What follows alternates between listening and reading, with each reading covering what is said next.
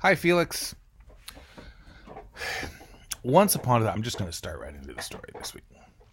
Once upon a time, there was a boy who wanted to jump. That was his big goal in life, to jump as high as he could.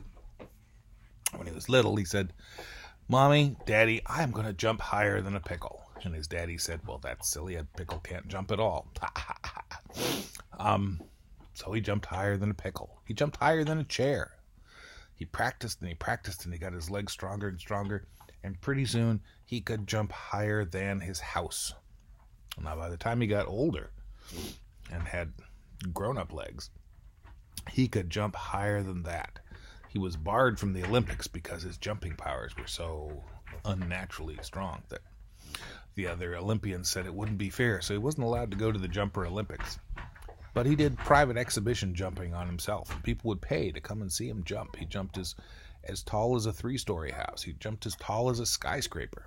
He would go down to the middle of New York City and would jump higher than the tallest skyscraper there.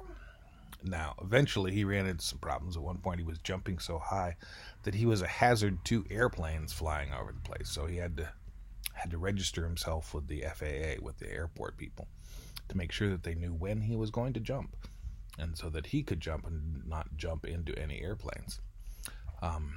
He did some very famous rescue stuff. There was a plane where the pilot collapsed, and so he jumped up to the plane and handed them some medicine through the window so that the pilot could be brought back around again. But he still wasn't satisfied. He still wanted to jump higher and higher and higher, so he jumped higher than clouds, and then he jumped higher than the highest mountains. And eventually he put on a special suit and he jumped higher than the atmosphere. He wore the suit so he could still breathe, and after that he jumped straight into space.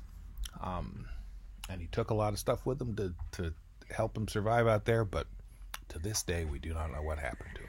He jumped right out into space. So that is the story this week. I will see you next week. I love you.